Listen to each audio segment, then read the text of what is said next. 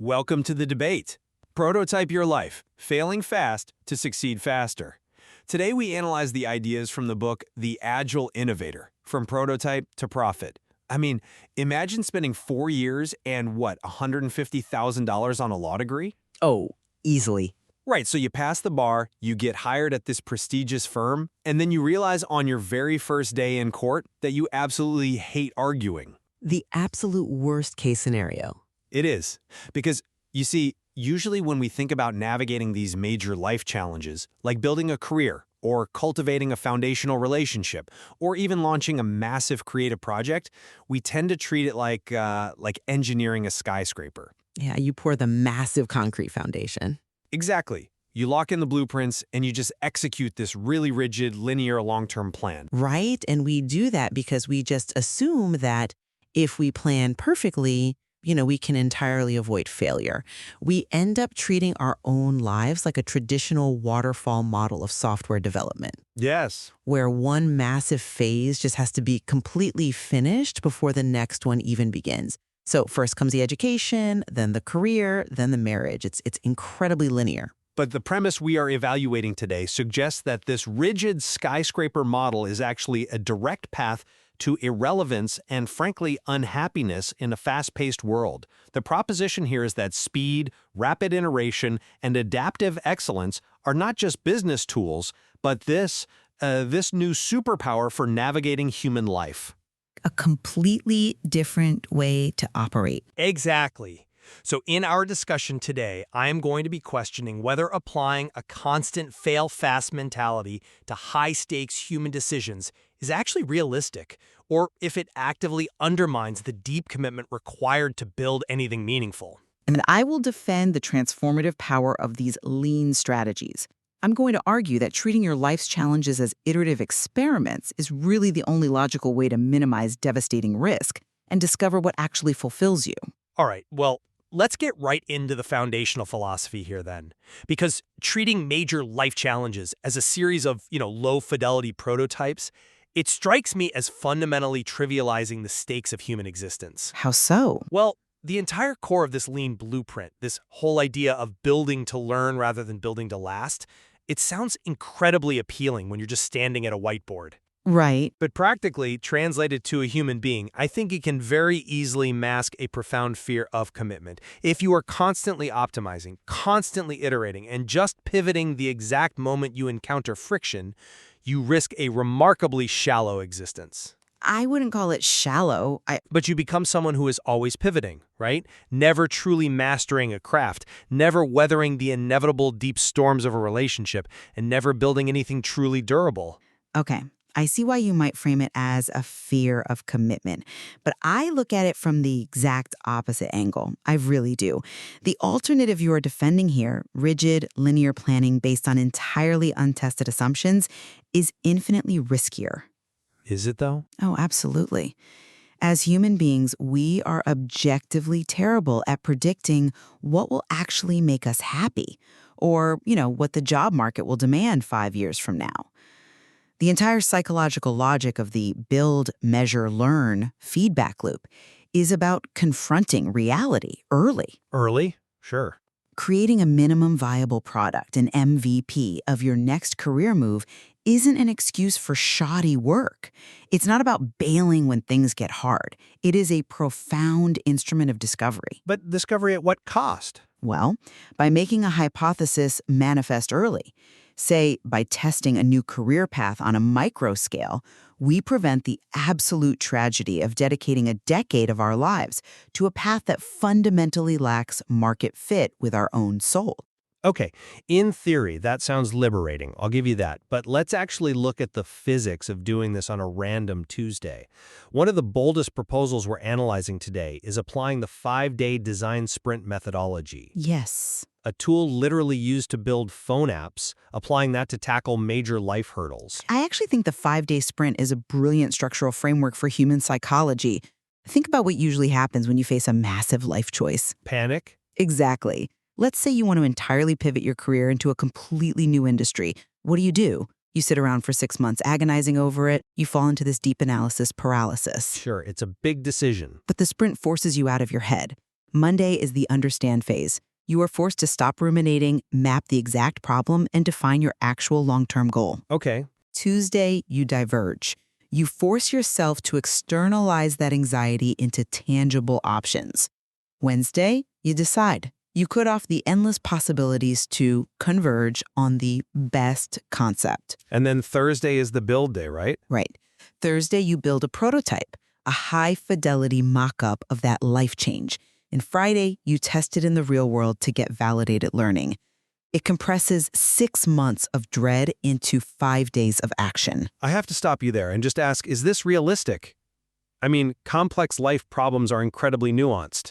If you're listening to this right now while driving to a job you've been at for 10 years, the idea of sprinting into a new life in a week sounds completely absurd. It's not the whole life in a week, it's the test. But let's look at your career pivot example. What is a high-fidelity mock-up of a career change that you just build on a Thursday? Say I want to pivot to being an organic farmer. What does my Thursday prototype look like? Buying a really expensive houseplant? No, of course not. Shadowing someone for an hour? Because that doesn't tell you what the daily bone-crushing grind of that job feels like on month 8. My concern is that relying on MVPs just optimizes for the easiest, most immediate feedback. You are testing what can be tested in a day, which completely ignores the slow burn realities of life. That's a totally fair challenge, but have you considered the cost of not doing it? Which is what? Well, without that Thursday prototype, you might quit your job, take out a massive loan for an agriculture degree, buy 10 acres of land, and commit 2 years to a field you haven't tested at all. Okay, true. The high-fidelity prototype of an organic farming pivot isn't buying a houseplant. It might mean finding a local farm, taking Friday off from your current desk job, and volunteering to work a brutal 14-hour shift in the mud. So you go all in for a day. Yes, you are testing the core hypothesis. Will I actually enjoy the physical mechanics of this work, or do I just like the romantic idea of it? By Friday evening, your back is aching, you are covered in dirt, and you have validated learning from real-world testing. You learn if the water is freezing before you dive in head first. All right, let's say you do that, you do the Friday test, your back hurts, and you gather your data. If we accept that we must build these MVPs and measure the results, the next logical tension is how we interpret that feedback without losing our internal compass. Exactly. And that's where systematic frameworks come in to manage the art of feedback. Because if you just listen to the wind, you get chaos. Right. You need to use tools like RICE scoring. RICE? Yes, that stands for evaluating feedback based on reach, impact, confidence, and effort. Or you use the Moscow method, where you categorize your life and project requirements into must-have, should-have, could-have, and won't-have. I know these sound like dry corporate buzzwords to some people. They do, but they systematically refine your psychology. They prevent what we can call feature bloat, but in our personal lives. See, feature bloat is software just slows an app down. What does feature bloat mean for a human being? Feature bloat in life means you are spending your Sunday evenings totally exhausted, dreading the week ahead because you are fulfilling obligations, hobbies, or side hustles you didn't even want in the first place. Oh, wow, yeah. You took them on simply because someone suggested them or they seemed like a good idea at the time. Applying the Moscow method, particularly defining your won't-haves, is incredibly liberating. It forces you to say, in this next phase of my life, I absolutely won't have weekend email checking, or I won't have clients who disrespect my time. But what are the risks of externalizing your decision-making to these frameworks? If you only navigate by the wind of immediate, measurable feedback, you might never cross the ocean. How do you mean? Think about great works of art or profound scientific breakthroughs, deep marriages. They require long periods of traversing the desert where the immediate feedback is entirely negative or just non-existent. Sure. So how do you distinguish constructive signals from mere noise when you're assessing personal growth? If you use RICE scoring on, say, writing your first novel, the effort is massive. The confidence that it will succeed is incredibly low, and the immediate impact is zero. Right. And the math would tell you to never, ever write a novel. I'm sorry, but I just don't buy that interpretation of the framework. Validated learning isn't about letting a focus group or some rigid math equation dictate your life's purpose. It's about testing your specific personal assumptions. Okay, explain how that works for the novel. If your internal goal is to write a novel, the MVP isn't asking 10 random people if they think you should write it. The MVP is writing one single chapter and seeing if you can actually maintain the psychological discipline to sit at your desk every morning at 5 a.m. Oh. The feedback loop is internal as well as external. And going back to the Moscow method, defining your won't-haves is exactly what allows you to cross that ocean. You can cross the ocean precisely because you've systematically decided what heavy, unnecessary cargo to throw overboard. All right. Let's assume someone does this successfully. They iterate, they throw the cargo overboard, and they find a stable, fulfilling path. What this framework might call a sustaining innovation in their life.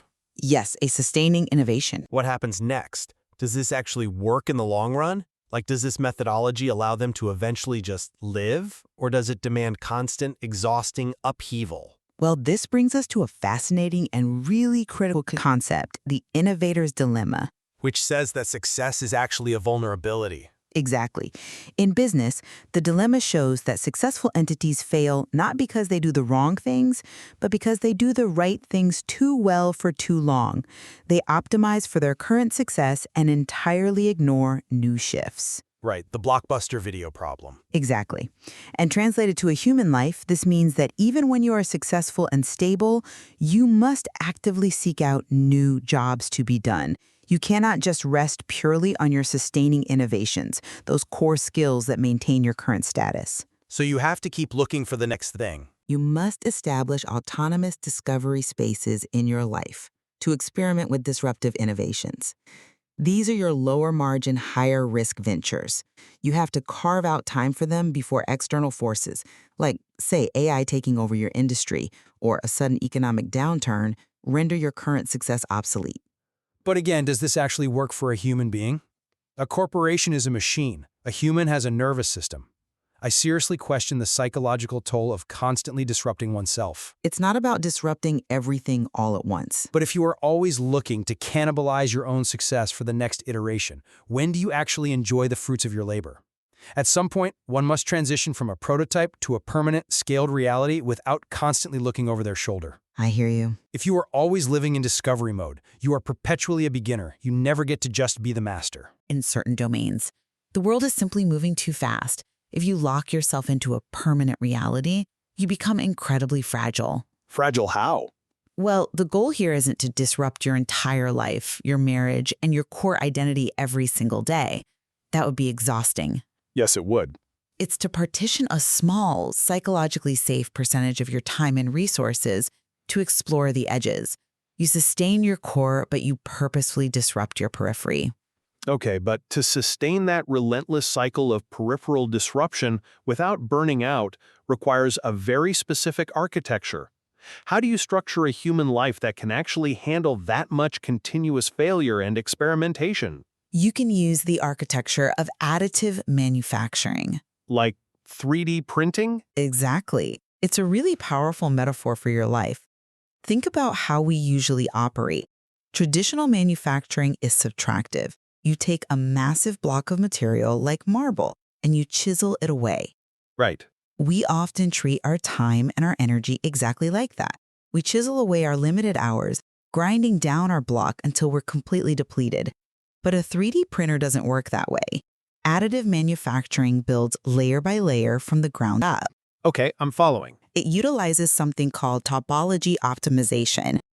This is where algorithms sculpt materials into their absolute most efficient forms. They leave empty space where there is no stress and only put material exactly where there is a direct structural load. So how does topology optimization apply to a person's Tuesday morning? It means we need to shed the unnecessary weight of perfectionism. We build a lattice structure for our lives, strong where it needs to be, but light and flexible everywhere else. Okay. But to live an additive life, you have to cultivate psychological safety. You have to actually celebrate failures through regular premortems. Premortems? Yes, where you sit down and anticipate exactly how your new project might fail before it even starts, and then postmortems, where you analyze why it did fail entirely without blame. I completely understand the premise, but I would frame the reality of that very differently. This whole mandate of celebrating failure and maintaining psychological safety it can very quickly become a toxic positivity trap. Toxic positivity? Yes, because in the real world, outside of, well-funded corporate innovation labs or Silicon Valley garages, failures have actual devastating costs. They have financial costs, emotional costs, reputational costs. Well, sure, but If a career pivot prototype fails, you might not make rent that month. If a relationship experiment fails, people get their hearts genuinely broken. I really challenge whether these safe experiment zones truly exist outside of highly privileged environments. For a massive portion of the population, failure isn't just interesting data, it's a disaster. I hear the gravity in what you're saying, and I don't want to dismiss the real pain of failure. Not at all. But that vulnerability is exactly why the lean approach is so incredibly vital for people without a massive safety net. Wait, how does lacking a safety net make experimenting better? Because if you don't have privilege, you absolutely cannot afford the traditional waterfall risk of betting 5 years of your life and all your savings on a single untested plan. Getting fired from a career you spent a decade training for is a disaster. Realizing your business model is flawed after you've taken out a second mortgage is a disaster. Okay, I see your point there. The entire point of the MVP, the low-fidelity prototype, is to fail cheaply. You run the experiment in a way that doesn't cost you your rent or your reputation. By embracing topology optimization in your life, you build strength exactly where the stress will be without wasting your precious limited resources on the unnecessary bulk of a grand, untested vision. Well, we've covered a tremendous amount of ground today, unpacking the exact mechanisms of these frameworks. To synthesize where I stand, while the Lean Blueprint offers incredibly sharp tactical tools, like using a 5-day sprint to break analysis paralysis, or using Moscow prioritization to eliminate that weekend dread, I maintain that major life challenges still require profound, unpivoting commitment. Right. The philosophy of failing fast and constantly treating your life as a series of prototypes might actively undermine the deep, structural endurance required to build true mastery, sustain deep relationships, and achieve long-term meaning. And I maintain that in an era of unprecedented velocity, the illusion of safety lies in rigid long-term planning. The ability to rapidly iterate, to consolidate parts of our lives using additive principles, and to bravely learn from validated feedback isn't just a business tactic. It is the only true form of security we have left. We set out to analyze whether the methods proposed in the Agile Innovator are a must-try framework for rapid personal growth, or a method that should be approached with extreme caution to avoid living a permanently drafted, uncommitted existence. Ultimately, it comes down to whether you believe the future belongs to those who plan the best or those who learn the fastest. We will leave it to you, the listener, to decide how intensely you want to apply lean strategies and rapid prototyping to your own life challenges. Think back to that image of the skyscraper we started with. Are you pouring a massive concrete foundation that might lock you into a skyline that no longer exists? Or are you willing to build layer by layer, adjusting to the wind, even if it means admitting you don't entirely know what the final structure will look like? Thank you for joining us on The Debate.